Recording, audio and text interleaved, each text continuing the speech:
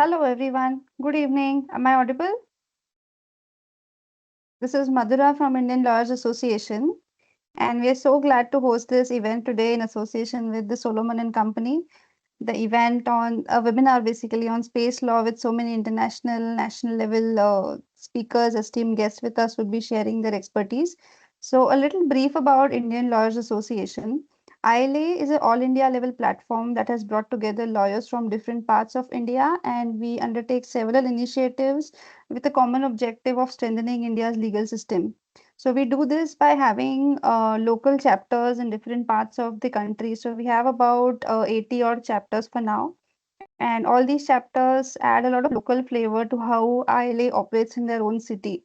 So we undertake different workshops, capacity building initiatives, we do awareness programs. We also undertake a lot of in-person activities like legal aid initiatives and celebrate festivals. So basically, it's a platform for all lawyers and to come together. So with this, I'll hand it over to Mr. Aaron Solomon, who is moderating the event today and also the president of ILA national level. Just one quick point: those who have questions may please put them in the chat box or the Q&A, and our team will be very happy to collate them and take it in the end. Sir, over to you. Yeah, yeah. Thanks, Madhura, and welcome everyone. I think I've hosted a bunch of webinars, but we're really excited to host this one, and with a great group of panelists, which we have put together. Uh, Again, maybe I could request our panelists maybe switch the cameras on. Nama, Abhishek, Tanushri, Doron. Welcome to our panel. Glad to have you here. Um, a bit of an introduction. I think over the years, as I've been traveling, I started running into lawyers across the world who specialize in space law. And while we speak and are highly proud of our Indian growing space industry, I found we never had space law in India, and that got me curious. And over the years, I've been wanting to organize this event to share knowledge and experiences of space law, which I've seen which are growing in other parts of the world, and to share these experiences in India. And of course, I mean, with Tanushri and Abhishek, we do have space law in its infancy, if I may say, in India as well. So it'd be great to have the experiences as well on board with us. Um, the Nama, Abhishek, Tanushri, Doron, maybe we could start by me requesting each one of you to maybe quickly introduce yourself to our audience in terms of your background, and possibly include along with that something in terms of why space law, why did you find it interesting, and why did you find it, such an emerging practice area. So maybe Nama, over to you.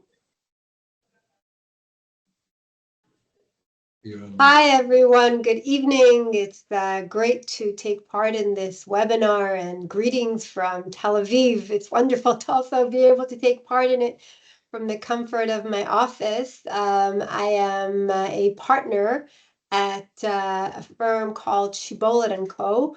We're one of Israel's largest full suite firms located in Tel Aviv. And I am a part of Shibolet's high-tech practice. My practice is focused on the aerospace industry, the defense industry, and on global trade control. And a very key part of that is also supporting my aerospace clients, and particularly my space clients, in navigating space laws. The idea of space law is something that I have been kind of dealing with for many years. I am a veteran of the industry, way from long before new space was a thing. I come from the traditional space industry originally. I spent many years at Israel Aerospace Industry, which has been part of the space industry for many, many years. And I've also kind of weathered the transition from having only large, oftentimes government-owned players. I remember, being in India and speaking to players such as ISRO many years ago, and seeing a whole new crop of players, of new space players, entering the industry and really shaking it up. And so today I am proud to support both traditional industry players as well as new space players and more cutting edge in their thinking, at least in terms of coming to this industry with new ideas and new ways of doing things. And certainly it's very interesting to see how new space has kind of shaped the industry. So that's where I'm at. And I'll talk a little bit more about the legal side later in the webinar. Thank you, Nama. Tanushri, over to you. I think, I mean, your profile is really interesting. I mean, of course, I mean, we met recently, but if you can maybe share your profile a bit with our speakers, it'll be lovely. Thank you, Aaron. And it was good to hear from Nama also. And hi to all the other participants and the panelists as well. So my name is Tanushri, and I currently work with Hex20. It's a satellite development company, and we also provide services from these satellites. And I work there as a senior legal and a business development manager. So I look into both legal as well as BD, including sales or business expansion as well. And it's a very typical profile that you find only majorly in the space industry, where you have legal and business development together. So that did come off as strange to me when I was offered my role at my previous organization. I had the chance to work with Skyroot Aerospace and also be part of India's very first private launch, where that was a suborbital launch that took place in 22. And I also had the chance to draft India's very first launch services agreement for the private industry. So I come with an experience in both satellite and launch vehicles. And as Nama has already mentioned, the new space industry is a bit different, and it's still growing and is in the niche stages in certain regions where you have policies being formed and so on. I got introduced to space law through Manfred Lack's competition, which is an international moot on space law specifically. After which, I had decided that I would prefer having a career in space law. And yeah, I started my legal career in itself as a space lawyer. So I'm happy to be here. Thank you. Thanks, Tanushri.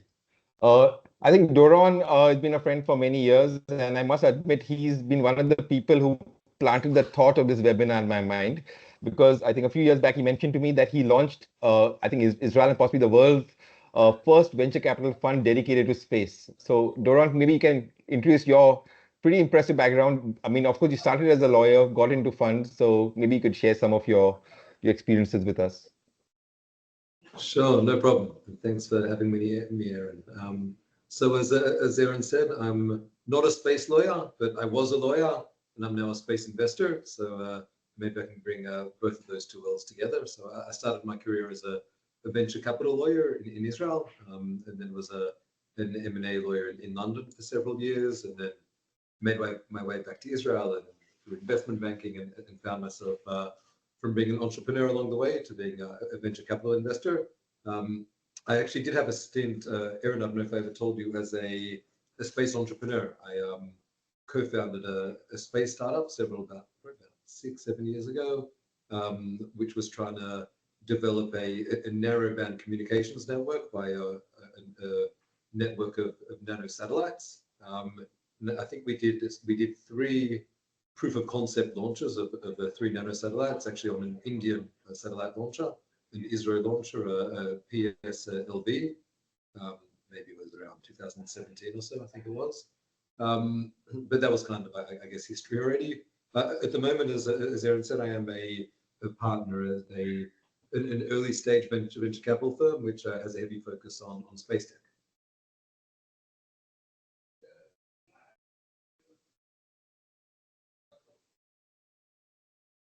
Yes, I guess that's good for me.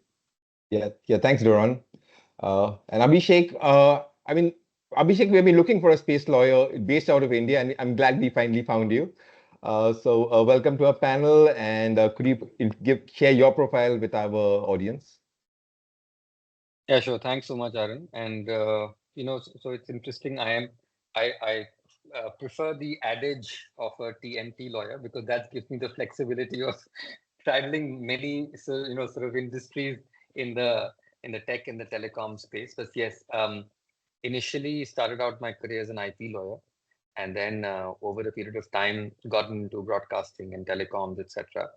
And with the advent of the new space industry, breaking into getting out of the entire aspect of just being subcontractors, etc. in 2015 is when I got introduced to this interesting area. It was in relation to an IP related discussion, which got me interested and in knowing about the fact that there is this extremely interesting and relatively untapped territory that can certainly be looked at as a future potential. So 9 years down the line, and having done a lot of pro bono work in this area, I can now perhaps say that there is some bit of the regulatory policy bits that I do know, and I have worked with the industry and with government in trying to shape in terms of what what we are already seeing in this domain and what we are likely to see in the future.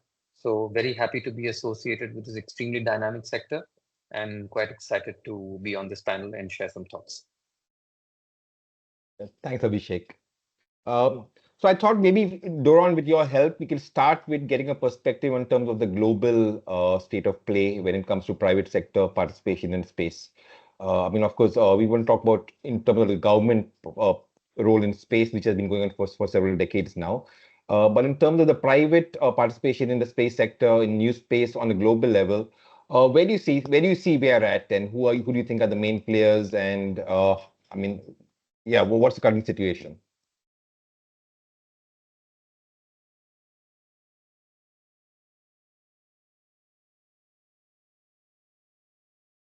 Doron, you're on mute. Right. Yep. So thanks, Aaron. So a good way for me, I think, and a helpful way to explain the space sector is like a lot of industries, explaining between what's upstream, midstream, and downstream. So in the space sector, upstream is intuitively building assets and satellites, usually satellites that go into space, building the launches and getting these big satellites and space stations into space. The midstream is operating them in space, communicating, navigating. And downstream is to use the assets and data that's created or collected in space and finding Earth usage for it. And that's usually primarily communication, remote sensing, observation, a lot of defense and homeland security, traditionally applications. But these days, a lot of things like weather prediction and earth weight prediction and all sorts of great new cases like that. I think space law probably touches the upstream the most, maybe a bit of midstream as well. What's happened in recent years, which has made space a bit more buzzy and a bit more mainstream, is that the main thing, one of the things that you said, Aaron, was that there's been a big move from the public sector to the private sector. The US has privatized a lot of its launches. You've got kind of it's not NASA now. It's kind of they've outsourced a lot of their launches to SpaceX, and SpaceX is obviously kind of the poster child for new space in the private sector. In terms of the big players, I think the big Sorry, I think I've been requested to move closer to the mic. Better? Okay, we'll see how we go now. Yeah, better. Okay, great. Sorry. So I think the main areas of where the money is going in the space industry is still traditional usage, which is building satellites, building space stations, and launching. That's where kind of the massive work is happening. Although, one thing that's happening now is, as people might know, the size of satellites are getting smaller, the size of the payloads are getting smaller. It means that the barriers to entry are reducing. On the same launcher, instead of fitting one enormous satellite, you can suddenly fit 50 small satellites. So it's becoming a lot more economical. Reusable launches is a big new thing that obviously SpaceX has pioneered, and the costs have plummeted. So in terms of the biggest companies in the world, so you've got the defense contractors, but I guess you'd say that's kind of slightly public as well. Boeing, et cetera, are the ones that are building the satellites. But the best known names now, which I think are the names that come to mind when you're talking about big new space companies, there's companies, obviously, like I mentioned, SpaceX, which is, I think, by far and away the biggest launch company, and no one really even gets close. maybe you've got some kind of Chinese company that people don't necessarily know as much about, but they're kind of, I think, attached to Chinese launches. But you've got mainly SpaceX being far and away doing what everyone else wants to be doing, and it's just an order of magnitude to everybody else. But there's some other good companies coming up, like Rocket Labs and all sorts of others that are trying to chase SpaceX. Then you've got a lot of other companies that the people have heard of, like Axiom Space, and I think the US government, they subcontracted the building of the next space station to about 3 or 4 private companies or groups, and they're companies like Axiom Space, people might have heard of. It's a very big, great company. They're building kind of portions of space stations and shipping it to space, and there are a few conglomerates that have come together. Other ones that people might have heard of: Blue Origin, Arianespace. They're all great ones. There are a few kind of companies that are in the midstream that clear space junk. Space junk has become quite topical, and it's kind of intuitive that every time something breaks in space, it makes a lot of junk, and it can create a lot of collisions, and something tiny in space can create a lot of damage, and every time it creates damage, it's a cascade effect. It creates more little pieces that create more damage. So you've got a lot of companies, some US ones, some Japanese ones, Astroscale, etc., that are cleaning space junk. But I think if you look kind of where these companies come from, I think as in most industries, the US is probably leading the pack. Thanks, Laurent. Very interesting. Yeah. So Nama, over to you. And Abhishek, correct me if I'm wrong. I don't think we have anything which we can really call space legislation in India in terms of a statute. I don't know whether we have space legislation. I don't know if we have space legislation in Israel. But maybe in terms of where do you see the space legislation shaping up in Israel or by way of a flow through in India? What shape could it finally take? What do you think it could cover? What are some of the challenges which a space law would need to address? So that's a great question. First of all, I'll preface by saying that in many countries, including Israel and including the United States, when we talk about space law, we don't talk about this one unifying law that covers all aspects of launching and operating in space and operating in the space industry. There are different pieces of legislation that do cover different aspects of operating in the space industry. And I will say that a big piece of that puzzle in Israel is not yet covered. I'm actually very much involved in a national effort to create a national space law. And there are some pieces that do exist. But in order for me to explain, why there is a need for a national space law in Israel and really in other places as well, I think the place to start, first of all, is international commitments. A lot of the building blocks of space legislation, national space legislation, wherever you go, whether it's Israel or India or the United States or the UK, is built on international commitments that various nations are bound to. And I'm going to start by talking about treaties. There are 5 basic UN treaties that kind of form the building blocks of national space law. And then I'll talk about soft law, guidance, as well as multilateral arrangements such as the Artemis Accord, which also inform a lot of national obligations that need to get translated into legislation. So first of all, let's talk about those 5 treaties. The 5 basic treaties are, first of all, the OST, the Treaty on Principles Governing the Activities of States in the Exploration and Use of Outer Space. And that's really the foundational treaty. If there's one treaty that you need to know about in terms of the impetus for national legislation, it's the OST. It's the most widely ratified treaty, and it really sets the principles for how countries should be operating. And I'll go through just a few of those principles, which then inform the way nations need to treat and legislate operations in space. So first of all, the OST is the basis for requiring the use of space for peaceful purposes. There's a very explicit clause that talks about using the moon and other celestial bodies for peaceful purposes. It's not so clear when it comes to the rest of outer space. What is clear is that objects orbiting around the Earth should not be used for nuclear weapons or weapons for mass destruction. And I mention this because if you operate in the space industry, a lot of times you'll be asked when you want to import something, when you're working with your business partners about the peaceful, the end use and the end user. And the term peaceful uses, peaceful purposes will come up, and that stems from international obligations under this treaty. What I will say is that the term peaceful purposes has been widely disputed as to what it involves, and it has evolved. Certainly, for example, if you look at the United States, they've got a Space Force. There are definitely defense activities up there, but there are limits to what can be done based on international commitments. Another interesting part of the OST is no sovereignty. Nobody can claim ownership of outer space. But most importantly, there's the state responsibility. That is, nations need to be responsible and are held responsible for national space activities. And we'll talk a little bit about what that liability entails.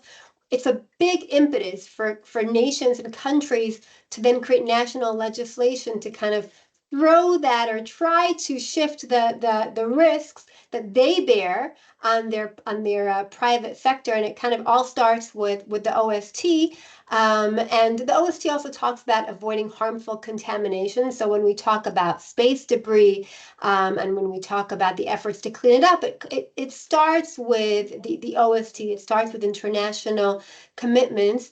The second treaty that I want to talk about very briefly, I mentioned very briefly, is the rescue agreement, the agreement on rescuing astronauts. That's something that hasn't been so relevant for the commercial industry, but suddenly there's talk about, well, wait a second, what about space travelers? Are space travelers astronauts or not? What kind of burdens or what kind of obligations do we need to impose on our industry based on our international commitments to rescue space astronauts? I'll put that aside because that's something that's really kind of in the works, evolving. But I want to focus on the Liability Convention. That's a treaty from 1972, also relatively widely ratified.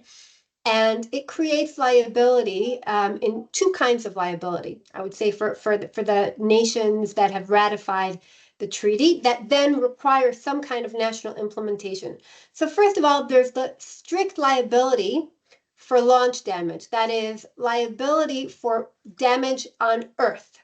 And there you are held liable not based on your fault, but based on whether you are a launching state. And I'll get to the definition of launching state in a minute, because it's really key, I think, for the commercial industry. And then in space, if you cause damage, that's a fault-based liability, a lot harder to prove. And the fault-based liability is also, it's a matter of whether you're a launching state or not.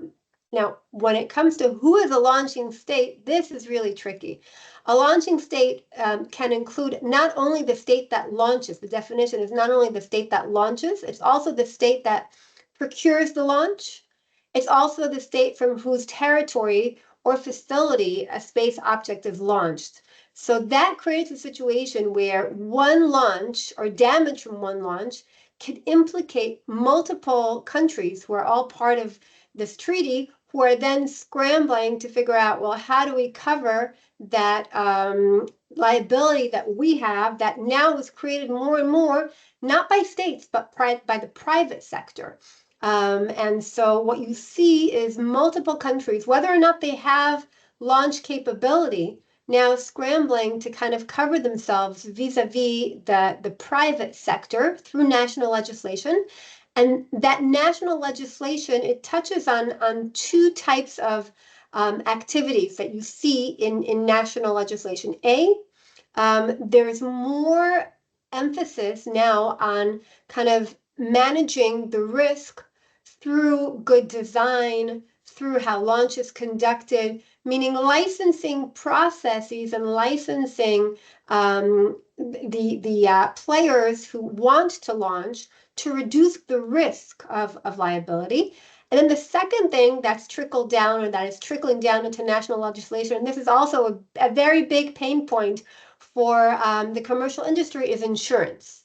There are various countries that have now placed various types of insurance requirements. When it comes to third-party liability for launch, that's been around for a long time. And that's trickled down, for decades now to the commercial industry, and anybody who's been involved not only in a launch but really in anything, in being procuring the launch, manufacturing the space object will tell you all about the kind of liability and the kind of insurance arrangement that they need to have in order to take part in that. And then what we're seeing more and more is suddenly that countries are waking up to, well, what happens in space? What happens in orbit?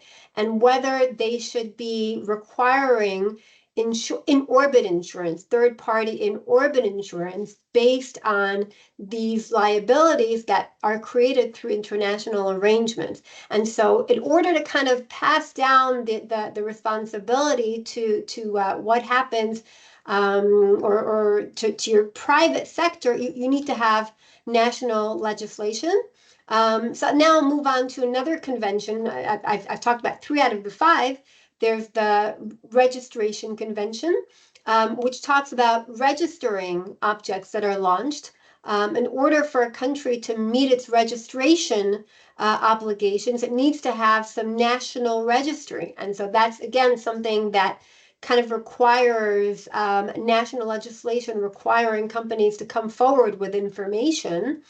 And finally, I'll mention briefly the Moon Agreement Treaty, which is an example of a treaty that is out there, but is not of much consequence because it hasn't been ratified by too many key players in the space industry, or too many key countries in this who have robust industries. And instead, what we see is the Artemis Accords, which has been pushed by the United States. It's something that was kind of started by NASA. It's an international collaboration. It's not an official international instrument like the Moon Agreement, but in a way it's kind of eclipsing it in that it's creating a standard for behavior for countries that are part of it. And it is based on the OST, on that founding document, but then it clarifies some points that have been less clear and that are very difficult to clarify through international arrangements these days, through the UN. It's very hard to get the players around the table, but it clarifies key points for the industry, like space mining, for example, recognizing the right to extract and utilize space resources, which becomes very important for being able to operate on the moon these days. It also creates interoperability requirements, and again, prevention of orbital debris, which eventually needs to trickle down to national legislation. So that's kind of talking about frameworks which inform national legislation. Like I said, there's also soft frameworks like guidelines on debris mitigation. And then I'll just spend the last minute before I hand the mic over to legislation which very much affects the space industry, which is sometimes not, under the framework of space legislation, but is very much part of what we have to live with, which is, first of all, export controls.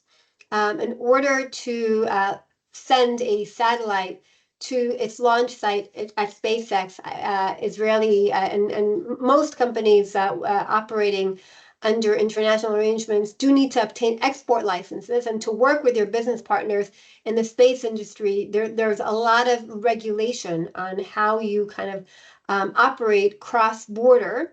And so export licensing is a big part of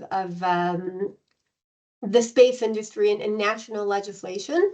And of course, I also mentioned finally, just very briefly, in order to mete out space resources such as frequencies and orbital slots, there are national processes, which are again informed by international commitments, but need to trickle down to the national players, the private players, of how you obtain frequencies, how you obtain orbital slots. So all those processes need to be regulated at a national level, especially for the private industry, in order to be able to manufacture, launch, operate in this day and age.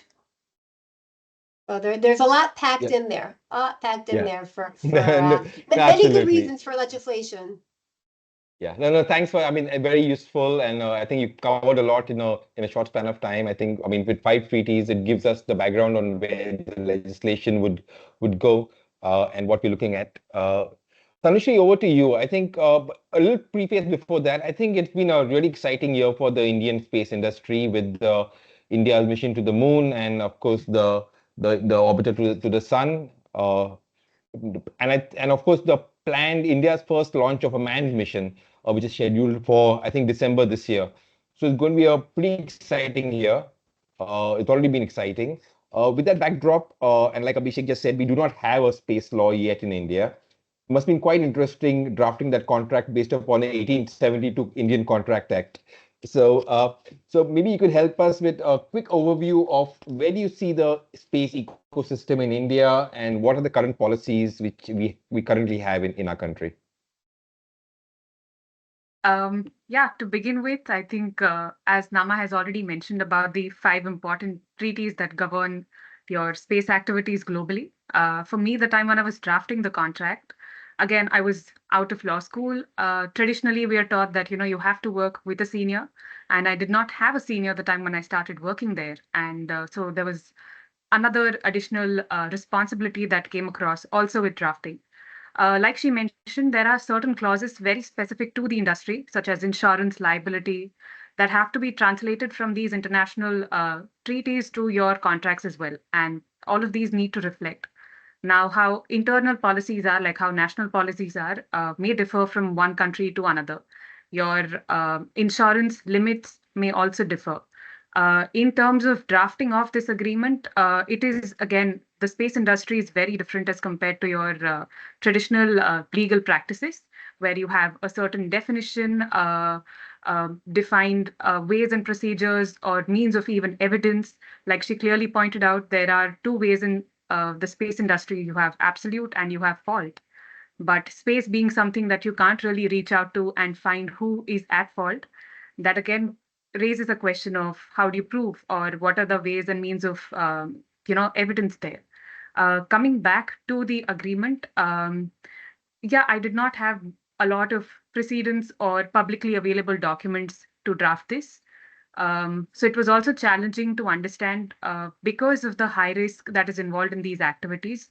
There is a very specific clause that is called as cross waivers, in which you agree that you acknowledge that this is a high risk project and that you will waive across certain kind of liabilities arising out of this, and you specify. So you may have some national acts or policies specifying as to the language of this clause as well. You have that in US, you have that in Japan. With India, we just had a draft space transportation policy. So there are a lot of these things and chunks and pieces that I had to like read through and understand. Again, when it comes to an Indian Contract Act, you have certain very basic provisions that have to be there for an agreement to be considered as a valid contract. So you also had to ensure that these compliances are made through. With that, I had the chance to develop, and it's been, I would say, an exciting but a challenging journey. After which we had the very first launch, and since 2021, there has been a lot of change. We have a lot of policies coming in. There is the new role of in space. The DOS, that's the Department of Space, has laid down a very clear image as to which are the I'd say people involved in this and authorities. So there is NCIL, which will be like the commercial arm of ISRO. You have Department of Space at the head. You also have a clear guideline as to who reports who.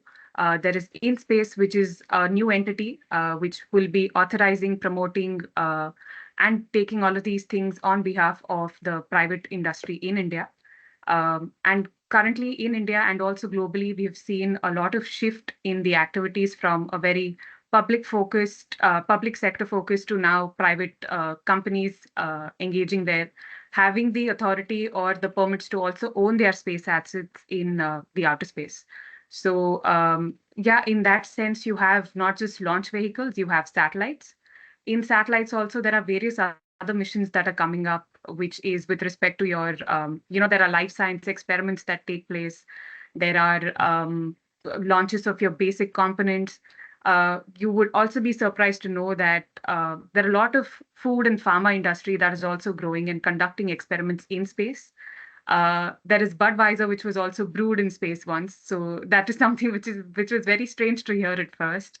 And there are a lot of these things that experiments that we do not know as we come from a very traditional, maybe legal background. So that was like my experience with drafting of this contract. And also, like she pointed out, there is something called as ITU.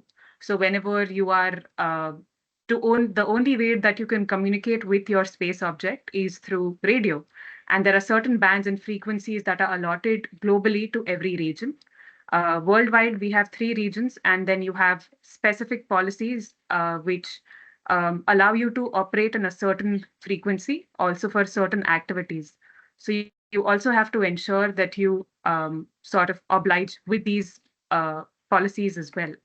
So there's a lot of things involved, even when it comes to launch vehicles as such. And she mentioned also about the export control. It also stems from the MTCR regime that we already have. There are Wassenaar Agreement, and there are so many other agreements which sort of try to prohibit ensuring that the technology does not go in the wrong hands. So you also have to ensure that you comply with that. The space industry is somewhat complex. Not every country or region has the required expertise. So there's a lot of collaboration, cross-border collaboration. So you may have bilateral agreements or multilateral agreements for the same. Now, I may have capacity to build a rocket, or I may have that technology, but I may not have a launch pad. My country is pretty small, so I have to go and launch it from another third country. So with that, how do you export? What are the liabilities when there are satellite involved? That becomes another space object. Also, it's not that great to share, but even the term space object is not defined clearly. It is just said that some object that is launched into space or has the intention to be launched into space, and also then specifies that it also constitutes of components or parts of it. So it's has a very wide interpretation. So what exactly can be termed as a space object and not, whether a space resource can also come under this aspect or not, is another thing. In India, as such, with the private industry, there is a lot of growth. Like I mentioned, there are launch vehicles, there are satellites, upstream, downstream things, as well as a lot of software related aspects also coming in from this. Furthermore, with respect to your debris mitigation, also, there are a lot of space situational awareness companies who help you track these objects in space and also somewhat maneuver them. So it's predicted to grow very much, and I do see that every day when I work. So yeah. Thanks, Tanushree. Um, Abhishek, over to you. I mean, I think you mentioned in your introduction that you've been part of the policy making in the Indian government and the pro bono and everything which goes as part of the journey over the years. So maybe you are best placed to quickly touch upon the current state of private sector participation in India, and maybe some of the way you see some of the government policies shaping up. Oh, first of all, just wanted to confirm, am I audible? Because I just shifted the location from where I was. Yeah, we can hear you well. Okay, great. So I think Tanushree gave some sort of an insight into broadly where we are at in terms from a private sector company's perspective, but just generally as we all perhaps for the longest time have associated anything to do with space as far as India is concerned with ISRO, and what a fantastic job they've done over the last 60 odd years in putting India right up there in the map of all the spacefaring nations. Whether it is to do with the fact that, launching of satellites, providing of facilities for further launch of satellites from India at a fraction of the cost of what it is available anywhere else in the world. It's, really kudos to ISRO in doing that.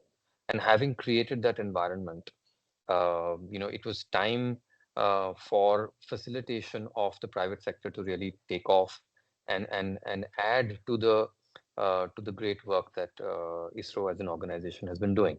Now, since 2000, the year 2000, 2001, we had a very open-ended and ambiguous sort of policy concerning space, which left a lot of a room for the authorities to decide whether or not, and if so, to whom, grant specific licenses or contractual stipulations to be able to do business with Indian entities. For example, if we all have have had DTH connections in our households.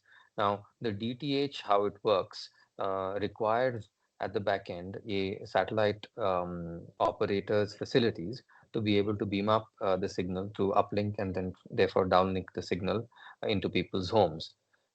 For the longest time, and something that is we are just in the sunset period of that process now. Uh, the satellite operator could not enter into an agreement directly with the DTH operator. So it was an agreement between the satellite operator and ISRO, or the commercial arm of ISRO, earlier on Antrix, now NSIL, and that they used to have a back-to-back arrangement with the Indian operator.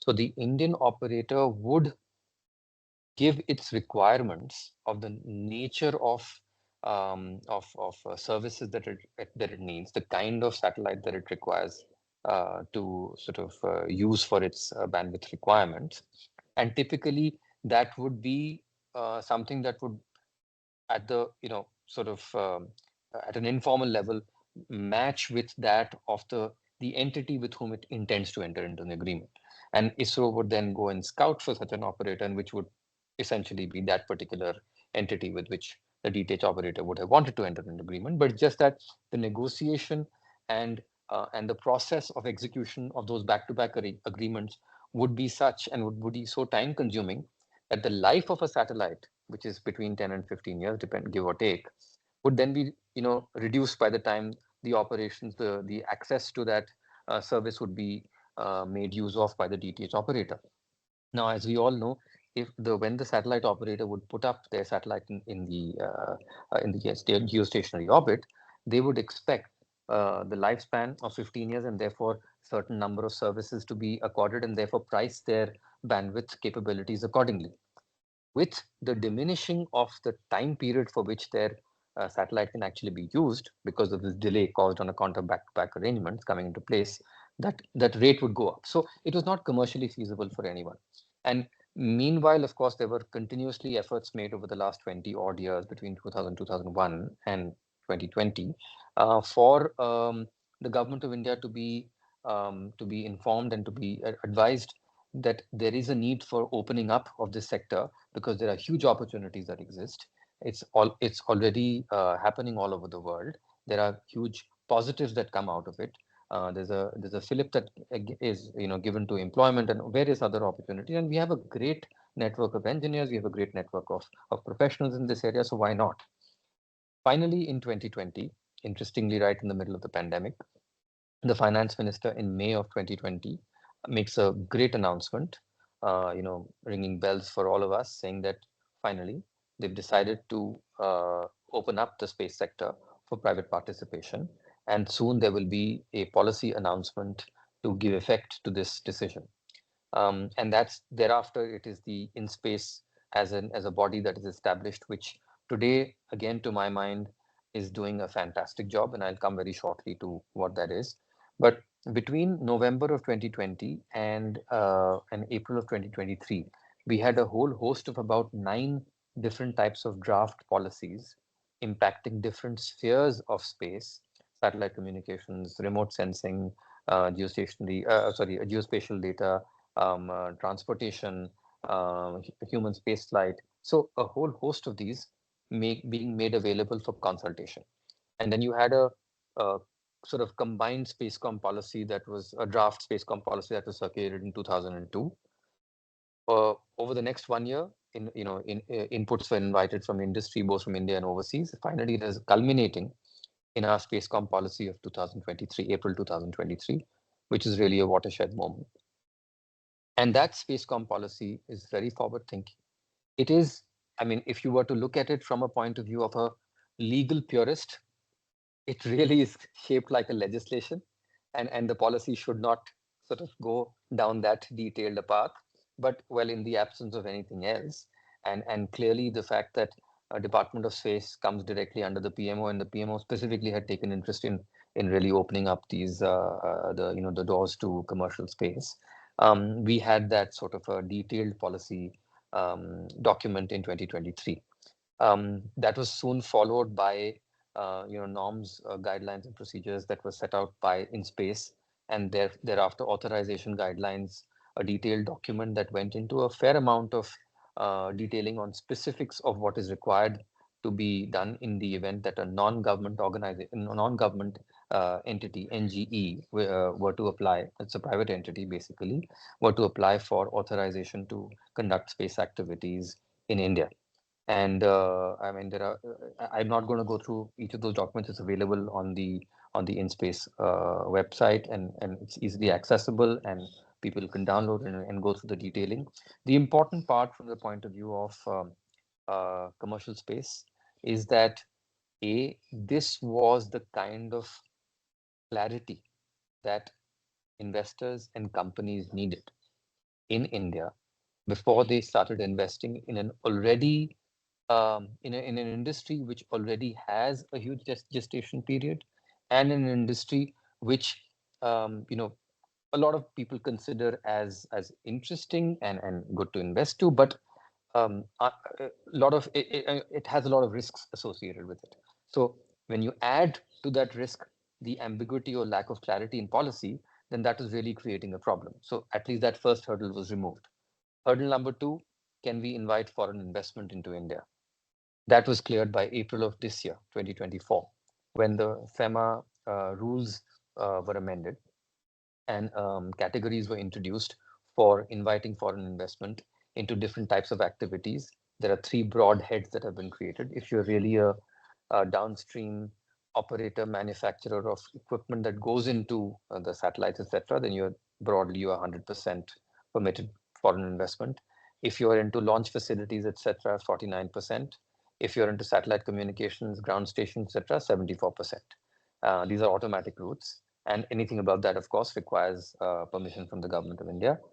At this juncture, again, another aspect that would be of interest to investors and the private sector really is that the guidelines that InSpace came out with provided for the first time specific timelines by which authorizations would be granted, and a set of nodal ministries that were identified for the purposes of giving their inputs so as to facilitate a quick turnaround of such applications. So I think all in all, huge strides specifically in the last 4 years, a lot of exciting stuff to come about, but really this has set the tone for what the future of the space industry in India is. Thanks, Abhishek. I mean, it was very interesting, and certainly I think we are possibly still at a drawing board policy stage, but hope we'll have a lot more law to talk about in the coming years. Doron, I think the government has announced its intent to increase India's share in the global space industry to a 10% mark within the next 5 years or 6 years by 2030. I mean, from a global standpoint, where do you see the Indian space industry at? I mean, do you view it favorably? Do you see us as a global player as well? How do we compare with the SpaceX and some of the other companies in other parts of the world? Sure. So why don't I split between the public sector and the private sector? So if I kind of answer the question as a whole, you've got basically, if you can split the global space industry into three, you've got the major giants, which you're talking the US, China, maybe kind of Russia, but which is steadily declining. The US being way ahead of everybody else in terms of kind of the chunk of the space industry. China, probably the next biggest, but no one really knows how big the industry is, but it's very big. Russia, again, also very big, but on its way down. They're kind of the top ones. And then you've got the middle of the pack players, which are the European space industry. It's kind of combined into one, kind of unfairly. You've got ESA, or the European Space Agency, which kind of combines all of Europe's resources into one. But then a part of that middle pack, you've got India and you've got Japan. And then you've got kind of the rest of the world and some good ones like Canada, and some other ones. But India's at the top, and as you know, ISRO is a very big organization, tens of thousands of employees. It's doing a lot of real stuff. Um, it's a strong industry with a lot of know-how. I think a good measure of a strong space industry is the ability to build a satellite and to launch it into space. It's complicated stuff. It's heavy infrastructure, and India knows how to do it very well. It does it, I think, once per week. India has launches all the time, so it has the know-how. It's well spread out. It's well functioning. On a global scale, the salary costs are fairly low compared to the rest of the world, which puts it in a good place to give certain contributions to the industry. Um, I think also the private sector is doing well. It's growing. There are a lot of new space startups coming out of India, a lot in the area of cheap advanced manufacturing of small satellites. I think it can manufacture small satellites a lot cheaper and quicker than almost any other countries. I think that's one area where India excels. I think what's holding back is maybe other people alluded to is kind of the heavy bureaucracy. Maybe it's a little bit too manpower heavy. Often when countries have a cheap labor workforce compared to the rest of the world, it can rest on that. That's its kind of added value compared to the rest of the world. And it means it doesn't need to innovate as much as other countries. So it never needed to build a SpaceX because it can do it fairly price effectively. The PSLV launches can do fairly effectively compared to other countries. So it never had to jump ahead like SpaceX. So I think what India is missing is maybe some big dominant private sector players on a global scale. I don't think there are many huge Indian new space companies like there are in the US, but I think the building blocks are all there. India has great infrastructure, great know-how, a huge economy.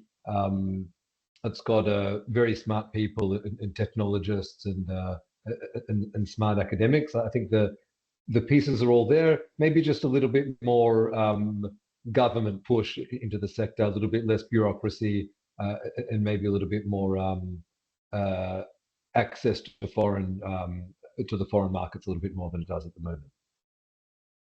So, I mean, that's interesting. And Doron, again, as a venture capitalist, do you see a Indian private sector space startup as an attractive investment proposition? Yeah, definitely. I think very. I think because in general, when you look at when we're a local Israel player, but we're kind of involved in the global market, so we've got a good worldview. I think American investors are very sensitive to price and valuations, and I think in general, people have come to the realization that American startups are very expensive. The valuations are very high. If you invest $1 million into an American startup, it might last it 1 year. If you invest $1 million into the equivalent Indian startup, it might last the startup 2 or 3 years. So there's a good value proposition for investing in an Indian startup. You've got the same brains and know-how and very smart people in India. So I think it's very attractive, India. But just in general, India is considered on a global scale a place that's a little bit harder to do business by foreign investors. So, and that's not just in space, I think that's kind of broadly. And I think that's something that needs to be dealt with. Yeah, thanks for that, Doron. Sure.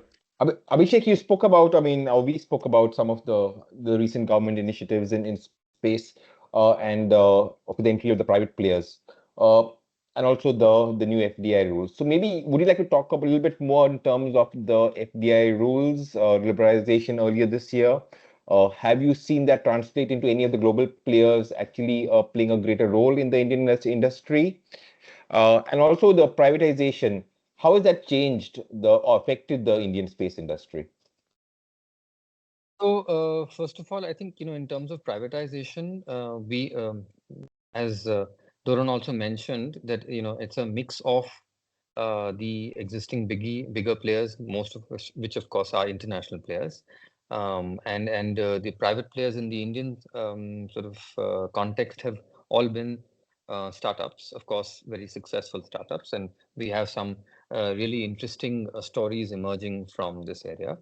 In the FDI domain, as I said, because of the fact that this has come about only in April this year, we are yet to see whether this is really going to be bringing in the kind of foreign investment that we anticipate to come in this sector in the near future. But I do know for a fact, because we are involved in various such applications having been made to the government of India, that there is a lot of interest, and people are literally queuing up to set up various facilities in this particular area in the country. I did mention, and I will just quickly take you through those three classifications once again. There are broadly three heads under which the foreign investment is permissible. Up to 100% under automatic route in the event that you're manufacturing components and systems or subsystems or satellite or ground segment or user segment. Up to 74% in the automatic route if you're in the satellite manufacturing and operations, satellite data products, ground segment and user segment. Of course, beyond 74%, you have to seek government approval. And up to 49% of the automatic route if you're getting into launch vehicles and associated systems or subsystems, or creation of spaceports for launching and receiving spacecraft. Of course, beyond 49%, these activities require government approval. So early days yet, but I certainly think that this is going to give a huge impetus. Very interestingly, there was a recent announcement by in the budget in July this year that there is going to be a creation of a 1,000 crore VC fund to encourage more and more startups and investment in the sector.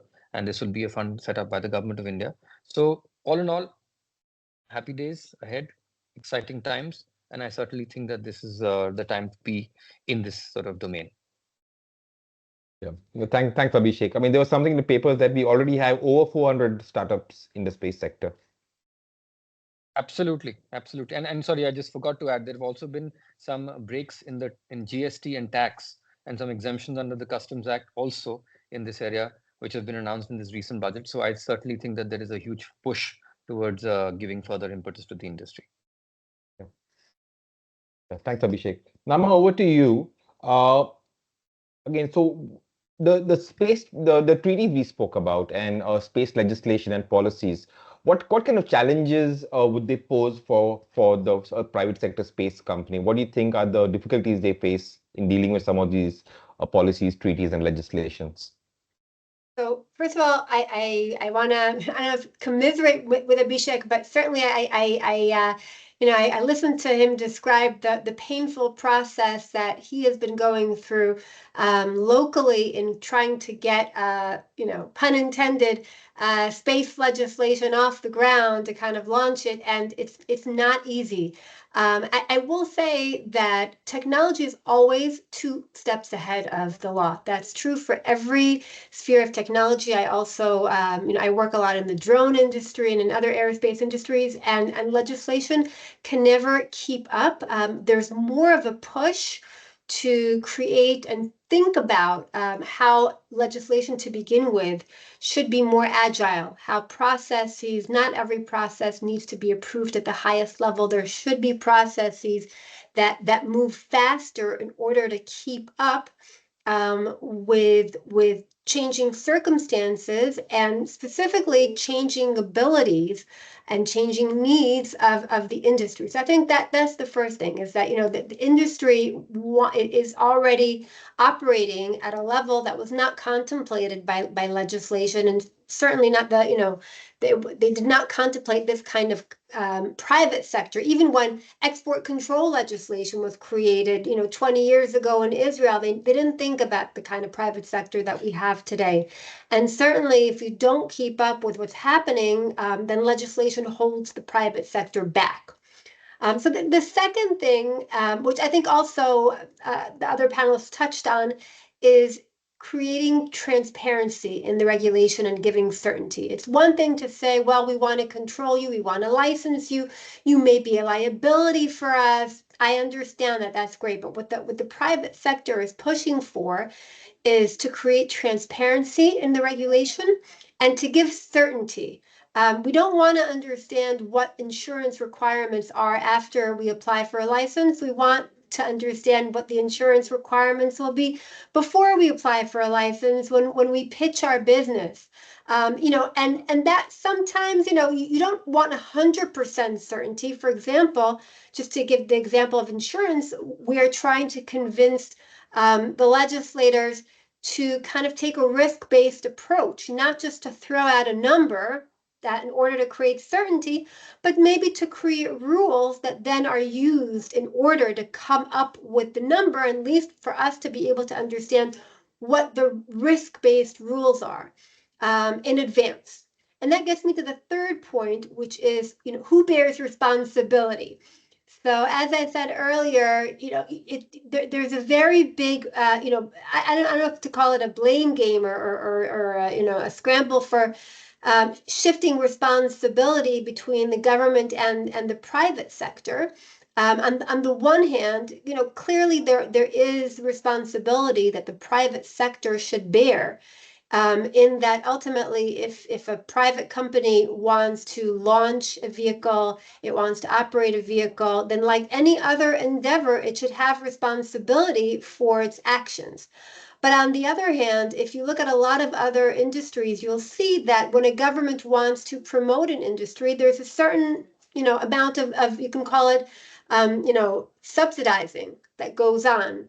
And so one of the challenges for the industry, I think, everywhere and in the world is to kind of get the government to take part in the risk, to have some risk sharing. So, for example, in Israel, we point to the U.S. Legislation when it comes to launch services, the Commercial Services Launch Act, which on the one hand requires launch providers to purchase third-party launch insurance, but also places limits on that insurance and says, from this threshold onwards, we take responsibility, or at least for a big brunt of liability. And I think part of that is about government taking part in building the industry. And taking part in building the industry doesn't just come by saying we want the industry. It comes with setting up a legal infrastructure and also kind of risk sharing. So I think that's a challenge. Another challenge that I think we touched on a little bit is just the number of regulators. That there isn't this one. There's never going to be this just one unified space law. And by the way, that's a problem even with the United States. If you look at kind of the pain points that even the U.S. government has recognized, there's a recognition that there are too many regulators. That it's not always obvious, why the FCC is regulating a spacecraft design. That there are just all these processes that sometimes are parallel or overlapping, and a streamlined regulation and legislation. If Doron was talking earlier about eliminating bureaucracy in order to really boost your industry, I think that's true everywhere in the world. That's true for every private sector, is that we have to convince the government that streamlined regulation is really, first, it's in the industry of the interest of the private sector, but ultimately it's a big boost for the industry and for every country that's able to achieve it. And even the United States, which is way ahead, is not resting on its laurels. It's asking itself, can we do regulation better? And I think if they're asking it, we should all ask it. The other thing, though, the last thing that I'll talk about is duplicative requirements, which is a challenge. So if we talked about the fact that more than one country can be labeled as a launching country under international agreements and can take can be made to take responsibility for damage from a launch, that creates a situation where multiple countries can have requirements in place to cover that liability. And sometimes it's duplicative. The treaties, by the way, the UN treaties do talk about that, about trying to work out duplicative requirements. But it's something that governments also have to recognize, is that if you're going to place an insurance requirement, for example, on your satellite manufacturer, or your more likely the satellite purchaser, the operator who wants to purchase and launch a satellite, then take a look at what insurance requirements they already have, because nobody's going to buy 4 different types of launch insurance just to satisfy 4 different countries. And so you kind of have to work out a system, not just for managing your own risks as a country, but to recognize that there are some duplicative risks that have to be managed in a streamlined way. And so I think governments do recognize that, but I think that's also something that's evolving as a need to meet for industries, not to create duplicative requirements where possible. I think those are some big challenges. I would just Thanks for that. Yeah. Yeah, I would Go just ahead. like to maybe add to the challenges that Nama mentioned, and so did Abhishek and Doron, with respect to, launch or investments and so on. What is very critical in this industry is the time. So you may start a project. Building off the technology at times takes about 12 to 18 months. That's a very standard period.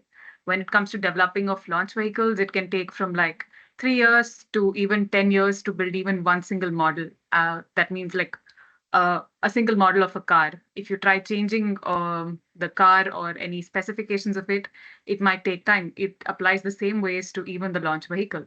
What happens is, like she mentioned, there are a lot of organizations already involved, and you have to take permits from every department. At times, there is no clarity within the departments also, because law is developing at a very rapid stage.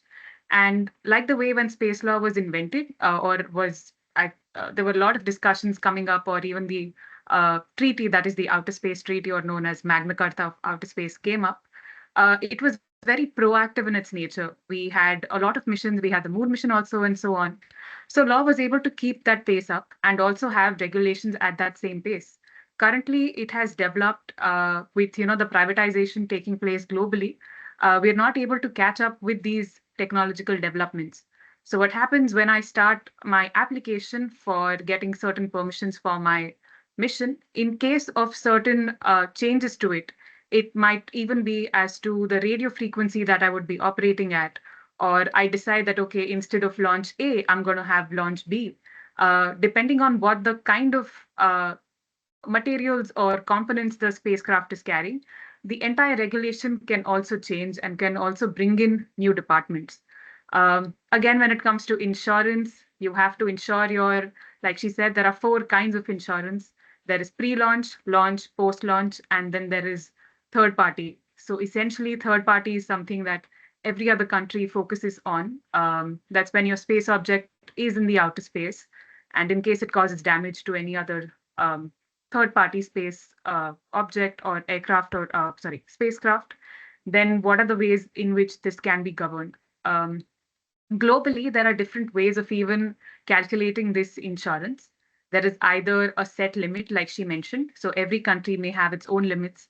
France can stand at 60 million, US can be at another limit, or so on. Or there is MPL, that is maximum probable loss. So there are ways and means in which you can calculate, and the industry, or sorry, the organization can help you calculate the amount of insurance you need to take for certain phases. Whether you want to invest your space asset or not is left up to the private organizations. But again, it is a very capital intensive market where, a single project can also range um, from some million to even billions. So these are also challenges that we face, and how we navigate through them is also very important. So we need clear guidance and requirements and policies, which are also shaping up. But yeah, these are the current things that I would also like to add in terms of the challenges we face on an everyday basis.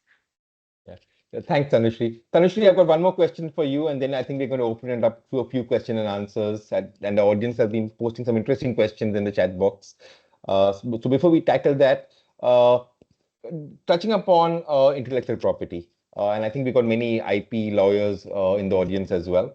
So could you maybe talk to us about the importance of protecting intellectual property in space, and also what I'm curious to know in terms of the need for sharing intellectual property. If you make a novel discovery in space, is there a need to share it with other nations, or is it your privately owned property? So that really depends. And there are a lot of private agreements that cover this aspect as well. If I am having an experiment or some space activity being conducted solely, obviously, I own the IP. However, where do you register it is another question. Uh, at times when you have a lot of companies or even you see government-private partnerships, there is a very clear stance that you have to take the time when you're developing your agreement as to who will own the IP. So this is one part.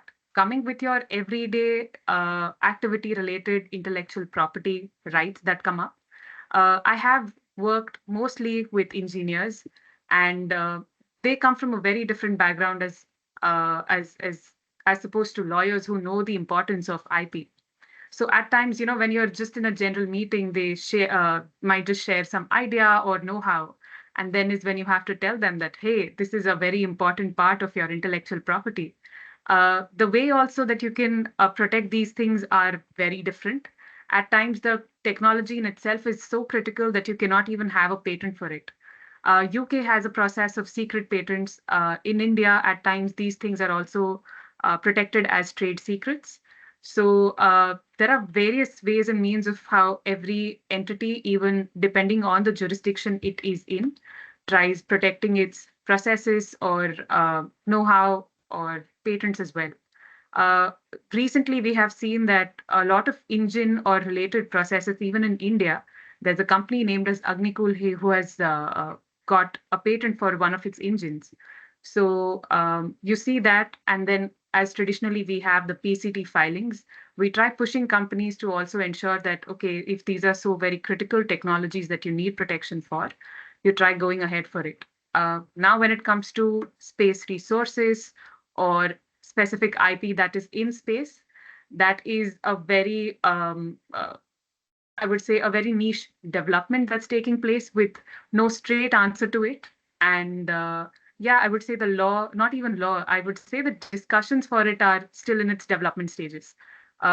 Recently, I had a chance to attend the United Nations COPUS, which is your Committee on Peaceful Uses of Outer Space. So it's essentially like your General Assembly that takes place in Vienna, and you have, heads of every other country coming up, speaking up for a set agenda. Um, this area in itself is so critical and also important for national security and safety. Not every suggestion is agreed on to by every country. Thus, importance of soft law is also rises over here. So, discussion regarding IP or even ownership of space resource was also one of the agendas along with space debris this year. So, I hope that answers to your question. Yeah, I mean, and none of the treaties you spoke about touch upon this.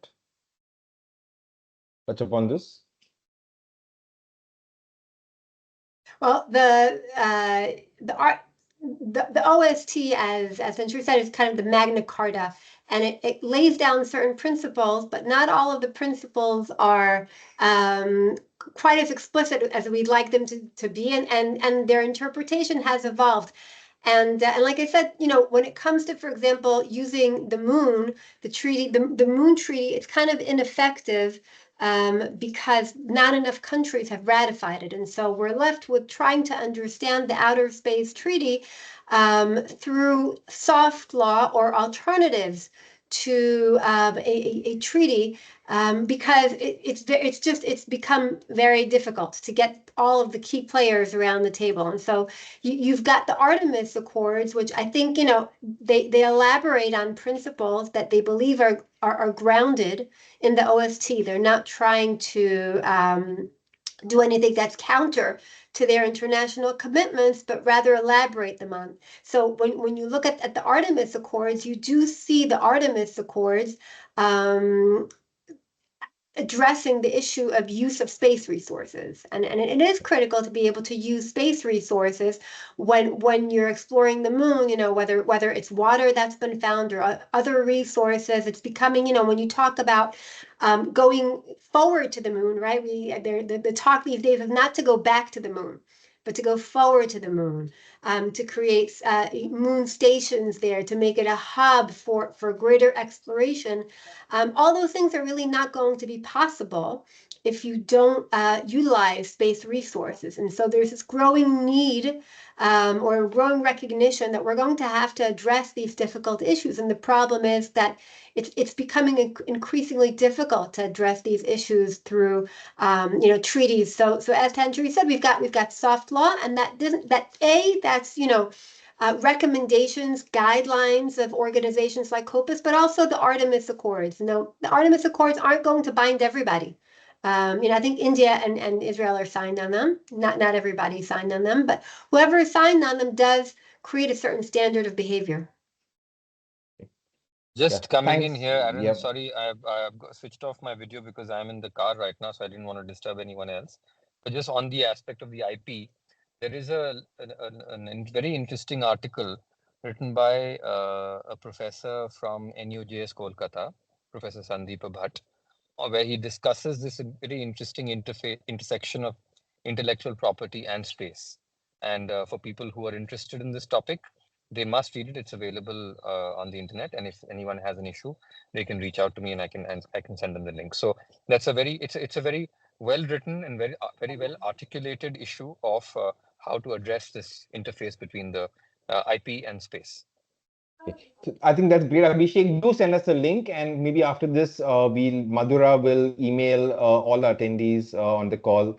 I think one of the Absolutely. attendees have asked for the name of the treaties. We'll share that along with the article. So that'll be very useful. Abhishek, the next question, we'll get into the questions now. And maybe I think the first one is for Nama. Neha, and I'm glad to see Neha on because I know she's based out of Amsterdam, and it's great that we have an international audience as well. Neha asks, one, do you think the Etan Stibe participation in the AX-1 mission has elevated Israel's commercial space profile? That's the first question. And second, do you perceive a conflict between the Artemis Accords and Article 2 of the OST? So I'll start with the second question, and then I'll go to the first. The Artemis Accords are not supposed to conflict. They're supposed to build on the foundations of the OST. There would be a big problem if they were supposed to conflict. So my answer would be that they don't conflict. That's the short answer. We'll leave it with that. And in terms of Israel's status, I think that Israel right now is kind of working on reclaiming its status. I think Israel started out as one of the earlier spacefaring nations in terms of its ability to build and launch satellites from Israel. And then I think that it was overtaken a little bit by new space. We don't have our SpaceX. And I think that Israel is right now struggling to kind of reclaim its place. We did have a hard landing on the moon, not your soft landing. And I think that the industry, we do certainly have a basis for a strong industry, but I think that we're in the process of really building out, I think, from our traditional industry, what we need, and that's not just a traditional industry, but really a strong interplay between traditional industry and new space, which I think is still kind of in the works. Thanks, Nama. Abhishek, the next question maybe I could trouble you with. It's from Akshita Goel, who I assume is a student, if I'm not mistaken. And Akshita wants to know that what does it take what does she need to do to prepare herself with a profile of a space law practitioner? So first of all, if you're still interested in perhaps doing an LLM, then the McGill University in Canada has a great program on air and space law. So if you have that opportunity, please do undertake that. If that's something that you may not have the opportunity to undertake, then there is also another great program offered by Nalsar University in Hyderabad. And Professor Balakrishna Reddy is, one of the leading academicians in this area, and he offers that course in Nalsar in Hyderabad. Other than that, of course, there is a need that, now that we have a very informative and interactive website of the InSpace, the materials with regard to what the space policy is, the Spacecom policy is all available there. But as a starting point, I would want that if you're not undertaking an LLM program, I would want that you go through the international obligations. The treaties were highlighted by Nama, and she'd given a great synopsis of all of those. But as with any other area or subject, within the vast scope of law, it's very important to go to the fundamentals, and that you can only do by, getting a sense of how this has emerged, what were the general principles, and guidelines that impact it, because that really ultimately will get translated into national law, into municipal law, with, of course, our own specifics and bringing in the aspects of commercial impacts, etc., liabilities, ownership of rights, etc. So that, in a nutshell, is what I would recommend. Tanushree, if I've missed out on anything, please do come in. So firstly, I'd just like to clarify, I still have not done my master's in space law. It is just through experience that I learned, and also interacting through and with various companies through my business development profile, talking to engineers. So as all of them have already mentioned, there are a lot of universities. There is McGill, there is Leiden.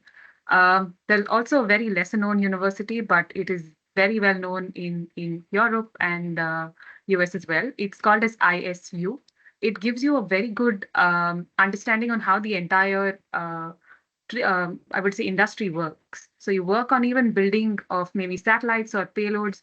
You learn about the rules and regulations that follow up. You learn about what is important if you have to invest in some companies like that.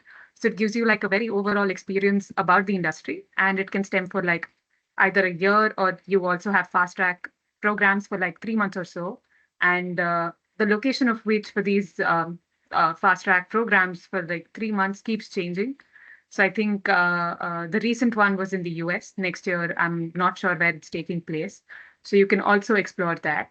Another way of sort of, if you want to enter into this industry is really knowing how this industry works, even on the technology part. So if you do read about it, that's a good way to like stay connected.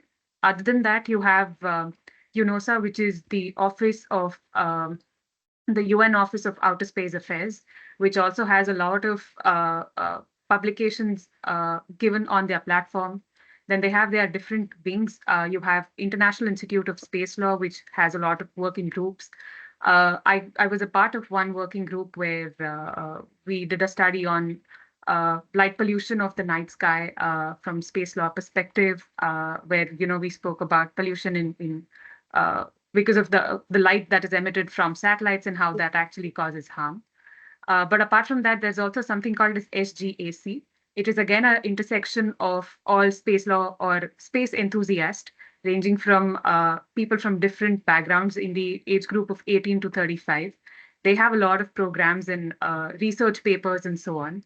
So you can try being a part of this and staying connected with the latest updates as well.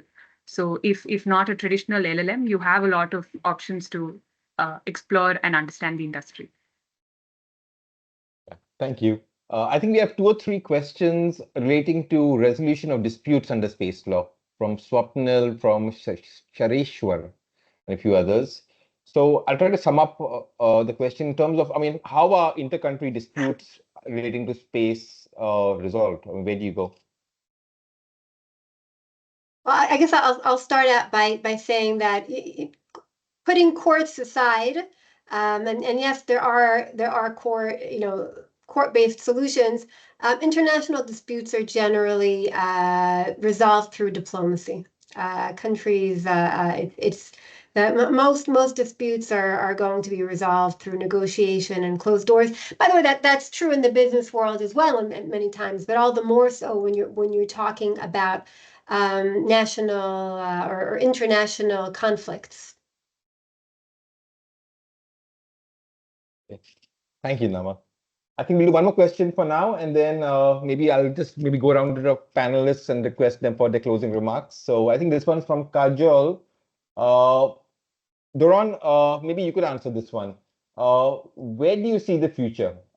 Interesting question in terms of the future, in terms of space law and regulation globally, I would say. What I mean, maybe we'll just be out like as a venture capitalist, maybe you got to look at the future while the lawyers got to look at the present. So maybe you can Sure. answer this one. Yeah, I think usually law in general follows kind of a capitalist needs, and where the market needs it and it's holding back jobs and it's holding back the increase of commerce worldwide. I think the lawmakers come under certain pressure, and they're pragmatists as well, and they kind of catch up. They're usually a stage behind, but they're not doing it as an academic or intellectual exercise. They're doing it in order to take away barriers to more startups wanting more clarity in the area. And more companies putting in dollars, because at the end of the day, investors put in dollars where there's regulation and certainty. It doesn't matter where, what area, and what country. And I think lawmakers and regulators worldwide are going to see that, and they'll follow. And different countries are doing it at different paces. In different countries, these things take longer. I think Israel is taking a bit longer than it should, and so India, two examples of that. But I think it'll definitely come, and I think it's going to come soon, because definitely the industry has jumped ahead in terms of startups and dollars invested over the past decade or 7 years at least, and I think the law needs to catch up as well, and it will very soon. Thanks, Doron. Sure. Yeah, so I think I think we're running short of time. I think already way past, so maybe we won't take up any more questions now. If any of your questions are missed, maybe if you can email us, maybe we'll forward it to the panelists and try to get you an email response. Yeah, maybe you could quickly go around with closing remarks in terms of Nama, maybe you first. Sure. So I guess my send-off message is that space law is currently evolving, and I think that in order for space law and national space law in particular to really serve the needs of the industry, there needs to be a conversation between the government and the private sector. It's important that the private sector not wait for the government to kind of just roll out the way that the government sees regulation, but really to help it and partner up with the government and push the government to shape that regulation. I think that we all have a vested interest for that to happen. So I hope that this session has sparked your interest in space law, and also your interest in kind of promoting national space law that will both help keep our planet and our world in better shape, and help our countries meet their international commitments, and also help grow our industries. And I think it is to some extent up to all of us. Thank you. Tanushree, over to you. Yeah, I think I hope that people joining in, or even hearing out about space law for the very first time, are interested in this. With respect to developments of national legislations, or even changes that we need at an international level, it is very important to understand that anything or any kind of experiment that we launch into space, it can have its negative impacts on any other country as well. So while we have legislations, it's very important to know how we draft it. But of course, yes, there is a lot of growth, and we see a lot of positive impact in national legislations globally. Even with respect to the investments, cross-border investments that are taking place, bilateral investment treaties, or even ways and means of protecting investors are also growing. We would definitely see in the next decade where everything is about space. So this is what I feel, and I hope that people do join. Like, more and more lawyers are required for this. So yeah. Thank you. Thanks, Tanushree. Doron, quick closing remarks. Sure. So I think one important takeaway for me, or at least message, is that as lawyers or service providers, I think a role is also to give advice on space or on things like that, but also to help with different connections and facilitation for clients. And I think international collaboration and cooperation is a key theme, I think, for international commerce and generally for the space industry specifically. Each country has maybe a relative strength compared to other countries, whether it's capital to provide, know-how, solutions, market. And I think to the extent that if it's Israel and India cooperating, India, Singapore, and kind of anywhere, I think it's important to try and help matchmake and guide clients to look overseas for other complementary bits of the puzzle to help them succeed. Thank you. Abhishek? So, Aaron and all the attendees here, just some interesting facts. This conference called Satellite, which is one of the biggest conferences in space in the industry, which is held in Washington D.C. in March of every year. And on day 2 of that conference, there is this organization which is now known as Analysys Mason. It used to be known as NSR. Analysys Mason does this breakfast briefing on the state of play in the space industry in the last year and what is one to expect for the forthcoming year and maybe the next 5 years or decade. Between 2016 and 2024, I did not even once hear anything about India. In 2024, India was mentioned 4 times. So the one important takeaway from that is India has always been there on the space map with ISRO, but on the commercial side also it's becoming more and more relevant. How do we achieve that potential? I think step 1 of that has been taken by a really forward-looking policy and followed up very quickly by amendments to the foreign exchange regulations. But now we need to do 2 more things. Number 1, put that policy into action with some positive and quick movements from the government in terms of authorizations. And number 2, very importantly from the point of view of space law, is we do need a commercial space legislation in the country, because a policy can only go to a certain extent, but for rights and obligations to be clearly specified and acted upon, you need legislation. So that's what my takeaway is. Thank you. Thanks, Abhishek. And maybe that's something the Indian Lawyers Association could look at by even preparing a model legislation and presenting it to the government. So maybe that's another project for the association. So anyway, so thank you so much, everyone. This has been an absolute pleasure, very insightful, groundbreaking to my mind. Because again, we have so many webinars talking all about the same thing, and very few talking about something new and different. And I think this webinar and the topics you contributed and your knowledge and your insight and experiences, to my mind, they will start the thinking process. I mean, we have a long way to go before we have space law in India and maybe in other parts of the world. But I think this starts the discussion. This sets the tone. There will be many future discussions. So again, thank you so much for your time, for your effort, and for sharing your knowledge. And to all attendees, again, thank you for taking out the time to join. I'll let Madhura confirm on whether you get a certificate of participation, but you'll certainly get an email confirming that you were at this webinar, which you can use along with a link to the entire recording, which you encourage to share, and which Madhura will share, I think, to over 7,000 of our members, if not more. Madhura, over to you. Yes, absolutely. That's very right. So it was indeed a very exciting webinar today. Thanks to Aaron sir for taking this initiative. And we will have the recording on ILA's YouTube channel, and we'll circulate an email with the link to all the attendees and the speakers as well. So thanks to everybody. Thank you for your time, for the speakers and the participants. Thank you. Thank you, all. everyone. Thank you, everyone. Thank you. Have a lovely day. Bye. Bye. Thank you.